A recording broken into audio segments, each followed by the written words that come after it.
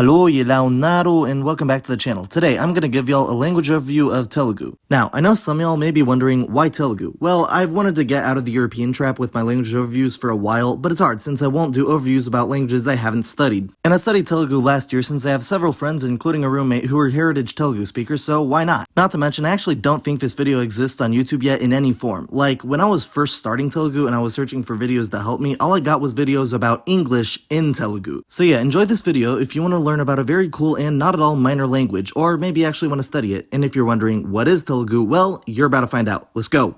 First off, let's look at the history of the language. Telugu, or Telugu, is a south-central Dravidian language. It's pretty much always been spoken in the same area, that being this portion of southeastern India, so there's not much migration to talk about, at least not for the Telugu themselves. However, at an uncertain time shortly after Proto-Dravidian was spoken, probably between 1500 and 1000 BC, there was either a migration or an invasion, depending on who you ask, of the Indo-Aryans to the Indian subcontinent. The Indo-Aryans at this time spoke Vedic Sanskrit, an Indo-European language. This event massively reshaped the region, namely that the Indian subcontinent now has a continuum on it with more Indo-Aryan culture in the north and more Dravidian culture in the south. Since Telugu is from mid-southern India, it got a bit less influence from Vedic Sanskrit in that Telugu grammar and core vocabulary is still solidly Dravidian, but it is estimated that like 60 to 80% of Telugu vocabulary is of Sanskrit origin. Also, the cultural exchange between Indo-Aryans and Dravidians never really stopped. It's a continuous process, so there's also been mutual influence between Telugu and later forms of Sanskrit or other Indo-Aryan languages. Anyway, the oldest form of Telugu specifically is prehistoric Telugu, spoken from roughly 600 BC to 200 BC. The first written examples of Telugu come in a few stages, all between 200 BC and 100 AD, which was the early part of Old Telugu. That phase lasted until 1000 AD, when it became Middle Telugu, and then from 1600 AD up to now, we have Modern Telugu. In recent centuries, the language also took influence from Persian during the Delhi Sultanate and Mughal Empire, and English during the British Empire. Today, Telugu is one of the 22 scheduled languages of India and an official language in the states of Andhra Pradesh and Telangana, along with the Yanam district of Puducherry. And if cities work better for you, the main Telugu-speaking city is Hyderabad. It's also an additional official language in the state of West Bengal, a recognized minority language in South Africa, and one of the 6 classical languages designated by the Indian government. In terms of speakers, Telugu has about 83 million native speakers and about 13 million L2 speakers, totaling about 96 million total speakers. By native speakers, it's the 14th most spoken language in the world, and 17th by total speakers, the 4th most spoken language in India, and the most spoken Dravidian language.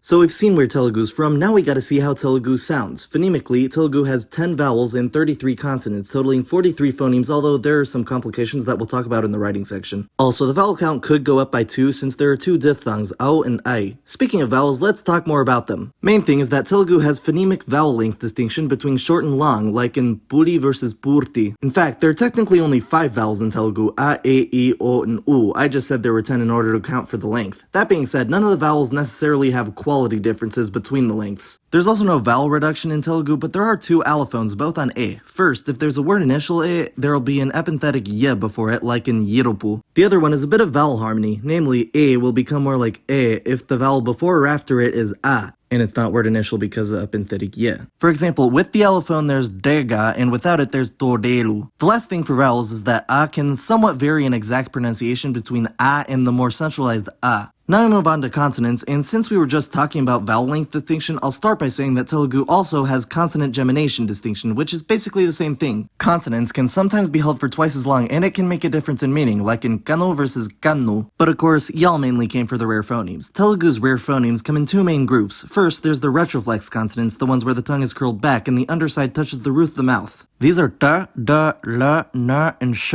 The other group is aspirated and breathy consonants, which aren't that rare, but it's noteworthy that in Telugu they're fully phonemic. These are k, g, t, d, p, and b, along with a couple others that are like super rare. And of course we can't forget about the consonants that are both aspirated and retroflex, t and d. Now here's an interesting linguistic fact. These 2 features, the aspiration and the retroflex consonants, are found throughout the Indian subcontinent, but they came from different places. Aspiration was originally an Indo-Aryan feature, while retroflex consonants were originally Dravidian. What this means for our purposes today is that if you see any Telugu word with aspiration, it was likely loaned from an Indo-Aryan language. That being said, p is often substituted for f in more recent loanwords, as there's no f in Telugu like in dalpin. But yeah, there's a whole list of consonants in Telugu that are just straight up not Dravidian, all of these. Another feature that was loaned by the Indo-Aryan languages was syllabic r, which occurs in some words like Sanskriti and Prakriti. To end the consonants, there's one main allophone on them in Telugu, namely l becomes w next to rounded vowels, like in Kovoti and Avu.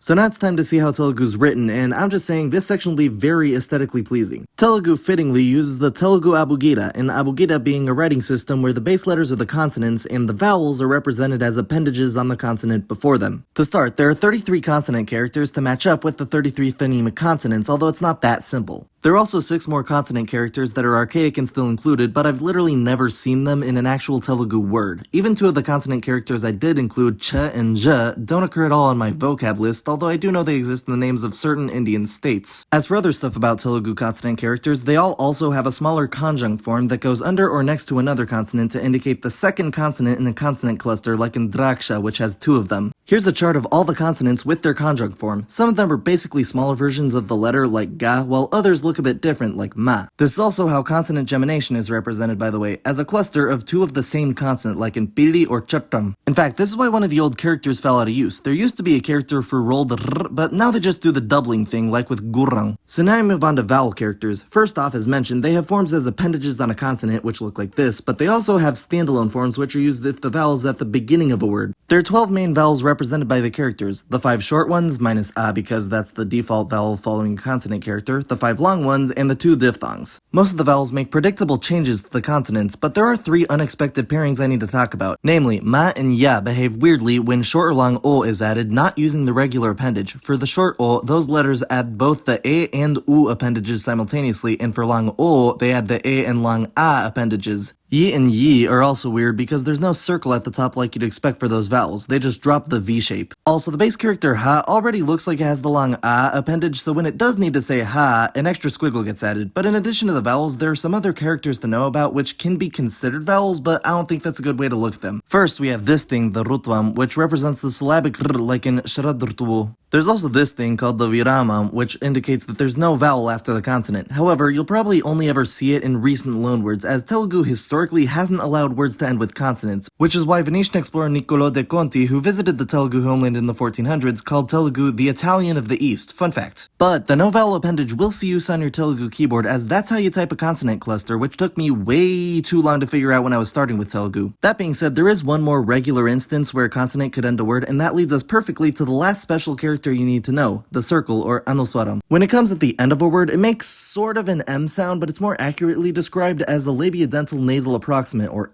However, it is still an allophone of ma, as back when words ending in consonants were illegal in Telugu, all the words ending with anuswaram ended with amu instead, which would make the name of the symbol anuswaramu. Nowadays, these words can be said either way, amu in more formal speech and in more casual speech. 2 examples are nagaram or nagaramu and vijnanamu or vijnanam. Anuswaram can also happen in the middle of a word, and in this case it used to represent a nasal vowel, but now is pronounced as a nasal consonant in the same place of articulation as the following consonant. Examples of this from front to back in the mouth are Kutumbam, Samvatsaram, Jantuvu, Manchu, Pandu, and Jinka. There are also 2 other characters in Telugu, those being the half circle or Chandrabindu, which also used to represent nasal vowels, and Visarga, a sort of colon made of miniature circles, which represents a breath after a vowel, and I've never seen it used, but from what I read, it seems to be used mostly for transcribing Sanskrit. In fact, there are 2 main reasons for keeping seemingly out-of-place letters around in Telugu. One is transcribing Sanskrit, and the other is obsolete features of Telugu. So overall in the Telugu Abugida, that gives us 48 characters that you'll probably use, counting each vowel and consonant only once, and 57 characters when you add in the ones that you likely won't use.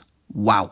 Now it's time for the grammar, starting, of course, with the sentence structure. Telugu's default word order is SOV, or subject-object-verb. For a basic example sentence, we have Kundelu arabiloki parogettindi. This means the rabbit ran into the forest. Word for word, it's subject, postpositional object, verb, SOV. It should also be mentioned that if the object has particular focus on it, then it'll go first, effectively making those sentences OSV. Things do get a bit more interesting with recursion, as it involves stacking clauses inside of each other, but I'll have to save that explanation for the verb section, as it won't make any sense if I explain it now. So for other pieces of Telugu sentence structure, adjectives go before the noun, supplemental nouns go before the main noun, and as seen in the example sentence, the language uses postpositions, the ones that go after the noun. For Telugu, sometimes in the form of suffixes, other times just as words. Telugu actually uses a lot of suffixes for various purposes, and literally no prefixes, fun fact. This is normally where I talk about the questions, but that's also a verb conjugation. And finally, Telugu can sometimes be pro-drop, and other times it's anti-drop, and that of course also depends on the verb. Basically what I'm saying is that section will be loaded.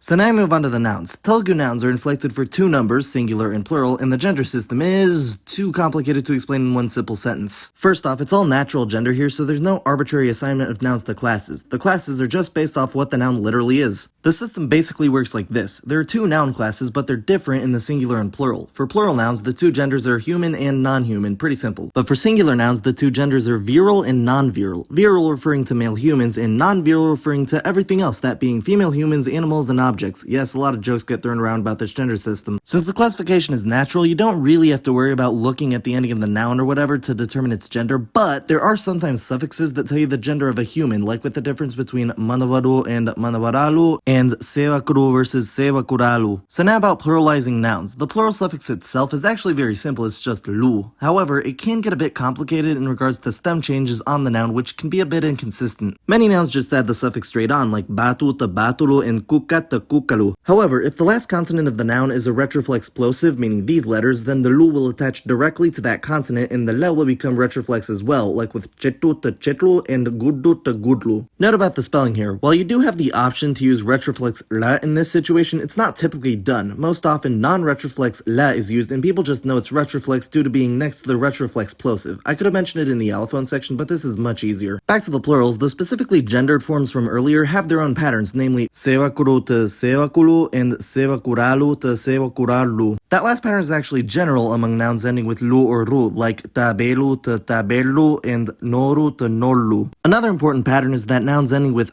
will change that ending to a long a, like nakshatram to nakshatralu and tiram to tiralu. And some other nouns with e in them will change those e's to u, like with balli to ballulu and manishi to manushulu. Although this pattern isn't consistent, in Telugu nouns have many more irregular plurals, like cheyi to chetulu and illu to indlu. Illu actually is a very interesting word. It has a genitive form of inti, completely different from the nominative. But now you may be thinking, so Telugu has cases? Yeah, I think. If you've watched one particular video of mine, you'll know that cases can be hard to define in languages that use postpositions, like Telugu. But basically, there are 4 postpositions in Telugu that are attached to the noun as suffixes, and they result in 6 cases. Nominative, genitive, accusative, dative, instrumental comitative, and inessive, which other people may call the locative, but I strongly disagree about that because it would imply more meanings than just in. I'll start with the 2 unsuffixed cases. The nominative is the subject of the sentence, and the genitive is the possessor. I did give the example of illu becoming inti in the genitive, but that's an exception. Most nouns simply don't change in the genitive, if they're singular. Plural nouns change the lu suffix to la for the genitive. And this is an important point, as the other 4 cases are formed off the genitive. The inessive case, as mentioned before, means in, and is basically just the suffix lo, while the instrumental comitative case, which means with, is the suffix to. The other 2 cases are a bit more complicated, both having 2 forms. The dative, which represents both the indirect object and any meaning of to, is either ku or ki, and the accusative, which the direct object, is either nu or ni, but it's also optional. You don't need the accusative suffix unless it's not clear that that's the direct object. So which form to use? It depends on the vowels in the noun, so it's another form of vowel harmony. The actual rules are very complicated and only linguists who've written papers about this fully understand them, so I'll just say generally that singular nouns with more front vowels in them take the e form, like pili, pilini, and piliki, and singular nouns with more back vowels in them take the u form, like kuka, kukanu, and kukaku. But thankfully, all plural nouns take the u form, like pilulu, pilulanu, and pilulaku. Also, here's the case chart for nakshatram, since the nouns can be a bit tricky, and to finish the nouns, Telugu does not use anaphoric articles. Alright, now it's pronoun time. Here's the big chart of pronouns in Telugu, and we'll see what we notice. First off, the chart is organized into the nominative pronouns and their genitive forms, off which all the other postpositions are placed, case or otherwise. And in case you're wondering, yes, these genitive forms are also the possessive pronouns going before the noun. For example, my cat is napili and your frogs is ni kapalu. It's a very logical system. Since we're talking about the cases, here they all are. They're just attached after the noun, but there are 2 things I need to point out. First, notice where the accusative and dative suffixes have their e and u varieties. For pronouns, pronouns, it's actually pretty easy. No and ku for first and second person, ni and ki for third person, with the accusative exceptions we're about to talk about. But also with the accusative suffix, if it comes after a long vowel in the pronoun, then the vowel will become short and the n will become geminated. So for example, me is not nanu, but nannu. Same applies to ninnu, but then the plural ones are weirder, being manalni, mamalni, and mimalni. So now onto the more uniquely pronominal issues. What's with there being two words for you? This is a formality thing. Nuvu is completely casual, nivu is a bit less casual, and the plural form miru is formal. Same thing applies for third person singular pronouns, including the fact that adi is both the lowest formality form of she and the word for it, which seems extremely sexist until you remember that that's how Telugu nouns work as well. Then it's only kinda sexist. So then, why are there two words for we? This is different, and it's actually very interesting. Telugu has a clusivity distinction, meaning that it differentiates between inclusive and exclusive we. This is basically whether or not the listener is included among we or us. So for example, if you and I were speaking Telugu, and I was saying something about the two of us or about the two of us and some other people, the word for we would be manam or manamu, genitive form mana. But if I was instead talking about myself and some other people but not you, then the word would be memu, genitive form ma. So now to finish off the pronouns, I need to say that the third person pronouns you see on screen are not all that there is. These are specifically the distal ones, talking about what's not very close, but in order to make it proximal instead, you change the first vowel from a to e, but the length stays the same. So like idi versus adi, ime versus ame, and wiru versus waru. This is part of a broader system in Telugu, also involving the question words where they all have three forms: a proximal e form, an interrogative ye form, and a distal a form. And let me tell you, this system is a lifesaver. Alright, now we've arrived at the numbers, so here's 1 through 10, or at least 1 through 10 as you'd hear someone count them. That's right, there's more complication with this. Namely, numbers take a different form when they're counting humans as a part of the broader Telugu gender system. They're fairly predictable, of course, getting less predictable as you go down, so I'll start at the top. All numbers 8 and above just have their non-human form with the particle mandi after them if describing a person, like with 8, yenimidi or yenimidimandi. 7, 6, and 5 simply suffix guru on, being yedu and yeduguru, aru and aruguru, and aidu and aidu guru. 4 and 3 also do this, but with a bit more merging, being nalugu and naluguru and muru and muguru. Then of course 2 is the most irregular one with two completely different words. 2 nights is rendu ratrulu, but 2 women is iddaru strilu. 1, oka or okati, doesn't really follow this system though. Aside from this, Telugu numbers aren't that weird. The tens look like this, all vaguely resembling the numbers they come from, and the ones place just goes after the tens place, nothing strange about that. The teens are a bit weird, but that's expected, and numbers don't affect the pluralization of their nouns. What is interesting though is the really big numbers. Here are the powers of 10. Notice anything? That's right, after 100, vanda, they go up in groups of 2, not 3. 100,000 is laksha, and then 1 million is padilakshalu, or 10 lakshas, with 10 million being koti. Finally, here are the ordinal numbers. They're not super hard, except first, modati. All of them are just the cardinal numbers with the suffix ava. So now I'll talk about Telugu adjectives, which will be a pretty short section. They go before the noun, as previously mentioned, but they don't inflect for gender or number. They do, however, have an adverbial form, which is more important than usual. This is because when the adjective is in the predicate, it'll be treated as an adverb of the verb be. This suffix is ga. For example, the sky is blue in Telugu is akasha nilanga undi, which would kind of be like saying the sky exists bluely, but ignore how bad that sounds in English. This is Telugu we're talking about. You could also just say akasha nilan though, more on that in the verb section. Also, to make an adjective behave like a noun, you add the suffix di for singular, vi for plural. The thing is, adjectives and nouns don't have very clear boundaries in Telugu, so that basically ends this. It's time for the verbs, so now seems as good a time as any to mention that Telugu is an agglutinative language if it wasn't already clear from the previous sections. The significance of this for the verbs is that the person and tense suffixes are separate, which will ease conjugation a fair bit. So to start, the form typically given for a Telugu verb is actually not the infinitive, but the singular imperative, which almost always ends with u. So this is how I'll introduce the different classes of verbs. First, there's just the standard verbs with no additional suffix like yeguru, aru, and cheppu. But there are 3 verbal suffixes you should know about as they have stem changes associated with them. One is inchu, which is sometimes causative but also sometimes not, and examples are prashninchu, preminchu, and rakshinchu. The other suffix is konu, which can have a few implications, either making the verb happen over a long period of time or maybe a bit reflexive, or neither. Some examples are tisu konu, nerchu konu, and anu konu. Konu by itself, by the way, means by. It should also be mentioned that verbs ending with yu, like cheyu, almost always undergo stem changes when conjugated, and we'll talk about that at each conjugation, so I guess it's time to do that conjugating. In order to cover the bases, the example verbs, all of which I've already told you about, will be yeguru, aru, cheppu, preminchu, anukono, and cheyu. You'll see why I chose those in a minute, but about anukono, that's actually not its singular imperative form, that's anuko. I actually don't know what anukono means tense-wise, and since we started out with the singular imperative, why not look at the plural imperative? You basically just replace u with andi, giving yigarandi, arandi, chepandi, preminchandi, anukondi, and cheyandi. And to negate an imperative, you just insert the suffix ak before the other suffix. Using cheyu as an example, don't do is either cheyaku or cheyakandi, depending on number. The first other tense to look at will be the past tense, as it doesn't have a tense suffix. The personal suffix goes right onto the end of the noun, and using yeguru, they look like this. You'll see that the gender distinction is represented on the third person verbs with aru and indi in the singular, but aru and ai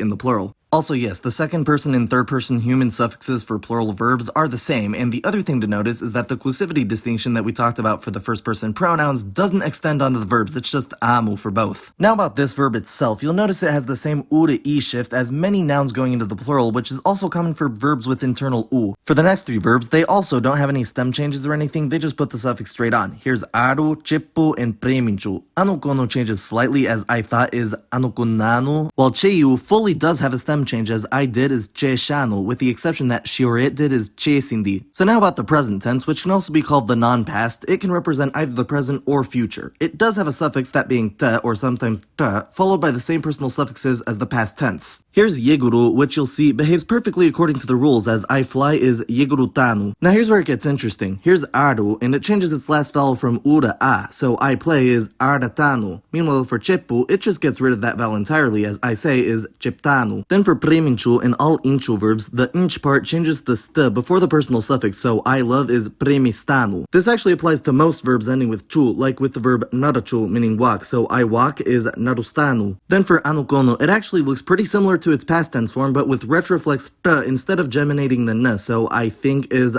anukontanu. Also, yes, verbs with na at the end of the root are the main place where the present tense marker becomes retroflex, no idea why. Interestingly, cheyu also changes its ye to st, so I do is chestanu. So that's the non-past, but there's also an additional suffix that can be added, unna, for the durative aspect. The durative is kind of like the progressive aspect, which you may be more familiar with, but they're not exactly the same. They both indicate that the action is ongoing, but the durative also indicates that the action only lasts for some time, which the progressive doesn't do, so there's not 100% overlap between them. Using our example verbs, the first person singular forms for the durative are yigurutunnanu, arutunnanu, chiptunnanu, premistunnanu, anukuntunnanu, and chestunnanu. Also notice the different vowel on the non-virile singular form. So then after the present, there's the negative tense, or like perspective, mood. Either way, it's a conjugation for when the verb isn't happening, and it can apply to any tense. It's easy to identify since the personal suffix only uses a short vowel, not a long one like in the previous tenses, which is why I don't fly is yigaranu. Also, for this mood only, the third person plural non-human suffix is wu, not yi like it is in the other tenses. So lions don't fly is simhalu yigarabu, but you don't fly is still also yigarabu. Here's aru, cheppu, preminchu, anukono, and cheyu. In addition to all that, there's what's known as the hortative mood, which is just the let's form. It's made with the suffix dam or some variation. So now that does it for the tenses, but we're far from done with the verbs. This is because in Telugu, these conjugations can only happen for the main verb of the clause, and some other suffix will need to be used if it's either not the main verb of the clause or it's in a more complicated clause with like if or want or something like that. To start, 3 of these suffixes are actually just extra suffixes onto the conjugations we just looked at. The first of those is that if you change the u or e at the end to long a, you just made the sentence a question. Likewise, if you change that vowel to long o, you just made the form for a subordinate clause with a question phrase. For example, Yilache stado chustanu. I see how he does it. The other suffix on already conjugated verbs is ani, and it's used for a verb in a that clause, basically just the simplest type of recursion. For example, there's the sentence nanno chustu navani naku telusu, which means I know that you see me. Side note, naku telusu is the dative impersonal phrase used to say I know in Telugu, and it has its own negative form. I don't know is naku telyadu. So now onto the other verb forms used for recursion. First up is what's called the infinitive, although I know exactly one situation where it's used on its own, and you basically just put a at the end instead of u, along with any other internal vowel changes that happen as a result. What the infinitive is largely used for, though, is that many suffixes adding extra information to the verb get attached to it, and we'll talk about those later. Next up is the non-past participle, which is when a non-past verb is subordinate and it's made with the suffix e. For example, chadive pilli means the cat who reads, or maybe the cat who will read, and this is an adjective noun phrase that can get used anywhere in the sentence. Likewise, there's also a past participle, which is is the suffix ina. Note that this means past tense, not necessarily passive voice, although it can be used for that too. So, jadi vin na pili can mean either the cat who read or the cat who was read. We'll talk more about voice later. But then, of course, to go along with the non-past in the past, there's the negative participle, which is the suffix ani. It does exactly what you think, as jadavani pili means the cat who doesn't read, the cat who didn't read, or either of those in the passive voice. The last of these suffixes that's important to know is aram, which forms the gerund or verbal noun. For example, jadawaram means reading, and yes, since this form is the noun, it gets inflected like one, and an inflection you should know is the dative, jadawaraniki, because that's how you make the in order to construction in Telugu. So what are some other constructions in Telugu made off the other suffixes I just talked about? I'll start with those made off the infinitive or a form, and specifically two of them that form new verbs. You know how I was just talking about active and passive voice? Well, to make a verb undoubtedly passive, you can add baru to the infinitive, like how vinu means hear, but vinabaru means be heard. This word in itself is a fully functional verb that can do all the verb stuff possible in Telugu. The other big one is to add nivu to the end, which means let direct object do the thing. So like, prashnincho means ask, and let me ask is nanu prashnincha nivu, which is also a fully functional verb in itself. Ivu by itself, by the way, is the verb meaning give, so this is logical. Moving on to other suffixes, one of them is the negative past, which is impersonal and just requires adding ledu, so like I didn't read, for example, is nenu chadava ledu. This can be used more specifically than that negative conjugation from earlier. Also formed from the infinitive, we have, for example, I can read, which is chadawa garanu. To break this down, it's the infinitive verb, then gala for can, and then the personal suffix, which matches the negative mood from earlier. So like, the cats can read would be pilulu chadawa galawu. The negative of this is formed the same way, but with le instead of gala. So I can't read is chadawa lenu, and the cats can't read is pilulu chadawa levu. But remember back during the sentence structure when I said that whether a Telugu sentence is pro-drop or anti-drop depends on the verb? Well, that's because not all of these suffixes have provisions for personal suffixes on them, and when they don't, you need the subject pronoun. For example, I need to read is nenu chadawali, and you need to read is nuvu chadawali. So there's a lot more of these suffixes, here they are, but there are also suffixes formed off the past participle, the ina form. The main one to know is the when form, which is the suffix puru. So when I read is nenu chadivinapuru, and there are also some miscellaneous verb suffixes like te for the if form. If I read is nenu chadivite. Here's a list of all the suffixes I've learned, and I can show you this because remembering them got so overwhelming at one point when I was learning Telugu that I resolved to keep a working list of them in my phone, and I suggest doing the same thing if you try to learn Telugu. To close out the verbs, I'll talk a bit about the verb undo, meaning be, as it's predictably a bit odd. First off, it's completely dropped if it connects one noun with another noun, so like milk as a drink would just be palupania, no verb. It's only used for adjectives when, as said in the adjective section, the adjective behaves like an adverb of the verb undo. Undo also doesn't map onto the tenses very well. Its only full conjugation set is the durative, which is used for all of the tenses and looks like this. Its past and non-past participle are both unna, and its negative participle is leni. It's also used for have, with the haver in the dative case and the havi in the nominative. So like I have a cat is naku pilliundi. Without naku, just pilliundi means there is a cat. It's actually a pretty common way to talk about possession in the world. And this leads to the final quirk of the verb. It has its own two negative forms. To say am not, isn't, or aren't, the word is kadu, but to say doesn't or didn't have, the word is ledu, conjugated for person.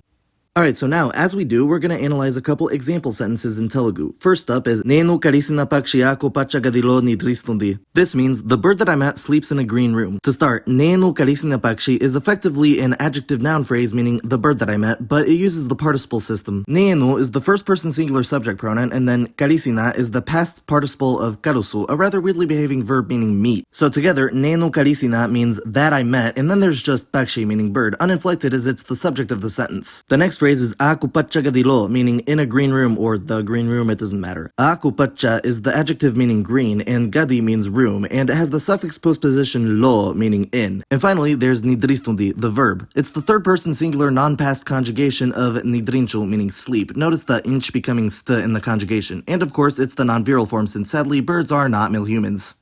The other example sentence is Varam gurinchi manavaidulato matraragaramu. This means we can talk about the week with our doctors. First up is Varam gurinchi, meaning about the week. Varam is the noun meaning week, and since it ends with it could also be said varamu in more formal speech. It's followed by gurinchi, the postposition meaning about, but unlike the other two postpositions in these two example sentences, this one isn't a suffix, it's a free word that goes after the noun. The next phrase is manavaidulato, meaning with our doctors. Mana is the genitive or possessive pronoun for first person plural, inclusive, so in this this case, the listener's doctor is included among the doctors discussed. If it was instead exclusive, the word would be ma. Then, waiduru is the plural of waiduru, meaning doctor. This was one of the irregular patterns covered in the noun section, namely masculine nouns ending with do, cutting out that suffix before adding the plural one. But since it's not nominative, the lu changes to la, and then the suffix is to, meaning with, giving us the full word waidulato. And then of course there's the verb at the end, martlaragalamu, meaning we can talk. The first part is the verb itself, martlaru, which means talk, and is actually pretty interesting etymologically. The first part is martalu, a word for word pluralized, and it ends with ardu, meaning play. So martlaru basically means play with words, and in this complex verb it ends with a because of the suffix after it. That suffix is gala, meaning can, and then there's the mu suffix for first person plural, but this time clusivity is irrelevant, so full word martlaragalamu.